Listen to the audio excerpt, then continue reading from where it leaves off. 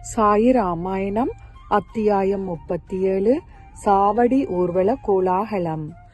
பூரணமான சிரத்தையும் தைரியமும் சேர்ந்த பொறுமையே உமையுடன் இணைந்த மகேஸ்வரன்.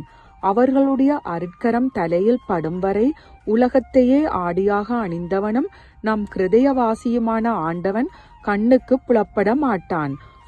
பொறுமையும் நிட்டையுள்ள விசுவாசமும் சிறந்த ஐஸ்வர்யங்களை அளிக்கும். மேற்கண்டது அமோகமான வீரியம் கொண்ட வார்த்தைகளை உடையவரும் குருமார்களில் தலை சிறந்தவருமாகிய சாயிநாதரின் திருவாய்மொழியாகும். கண்ணுக்கு தெரியும் இப்பிரபஞ்சம் ஒரு மாயை என்பதையும் பிரத்யட்சமாக அனுபவிக்கப்பட்ட போதிலும் கண் விழித்தவுடன் காணாமற் போகும் கனவை போன்றது என்பதையும் அவசியம் ஒத்துக்கொள்ள வேண்டும். நம்முடைய புத்திக்கு அவ்வளவு தூரம்தான் எட்டும், அதற்கு மேல் எட்டாது. நாம் ஆத்மாவை அறிந்து கொள்வதும் அவ்வளவே. உண்மை எது என்பதை புத்தியால் அறிந்து கொள்ள முடியாது. அதை உணரும் சக்தி ஆத்மாவுக்குத்தான் உண்டு. இருக்கிறது என்னும் குணாதிசயமோ இல்லை என்னும் குணாதிசயமோ இரண்டுமே இல்லாததும், லிங்க பேதம் இல்லாததும், எந்த குணமும் இல்லாததும், எங்கும் நிறைந்ததும், ஒளியாலும் ஒளியினுள்ளும் பலவிதமாக வர்ணிக்கப்பட்டதும் குரு ரூபத்தில் இருக்கிறது. ஆத்மா எந்த குணாதிசயமும் இல்லாதது, மூப்பிற்கும் ஜனன மரணத்திற்கும் அப்பாற்பட்டது, புராணதமானது, சாசுவதமானது, என்றும் அழிவில்லாதது, நித்தியமானது, பிறக்காதது, புராதனமானது, விண்வெளியைப் போல் எங்கும் நிறைந்தது, ஆரம்பம் இல்லாதது, இடையறாதது, வளர்ச்சியோ மாறுதலோ இல்லாதது, சொல்லுக்கு அப்பாற்பட்டதும், உருவம் இல்லாததும், ஆரம்பம் இல்லாததும், முடிவில்லாததும், அளக்க முடியாததும், அழிவில்லாததும், வாசனையோ ருசியோ இல்லாததும், கரைபடாததுமான ஒன்றின் சொரூபத்தை யாரால் வர்ணிக்க முடியும்? இவ்வகையான நிற்குணமான ஆத்மாவை அஞ்ஞானத்தால் அறிய முடியாத போது அஞ்ஞானத்தை ஞானத்தால் விளக்குங்கள். ஆத்மா சூனியம் என்று மட்டும் எப்பொழுதும் சொல்லிவிடாதீர்கள். ஸ்ரீ சாயியின் சொந்த செல்வமான அந்த பரமஹம்ச நிலை எப்பேற்பட்டது? காலம் அதை ஒரு கணத்தில் திருடி கொண்டு போன பிறகு அதை மறுபடியும் பார்க்க முடியுமா? மனைவி, மக்கள், செல்வம் ஆகியவற்றால் பந்தப்பட்ட சாதாரண இல்லற பக்தனை விட்டுவிடுங்கள்.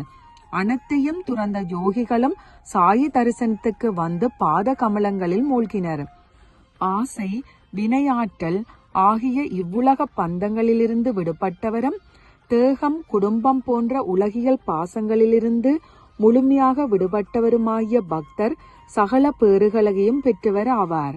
சாயியே அவருடைய பார்க்கும் விஷயமாக அமைந்துவிட்ட பிறகு அவர் வேறெதையும் நோக்குவாரா?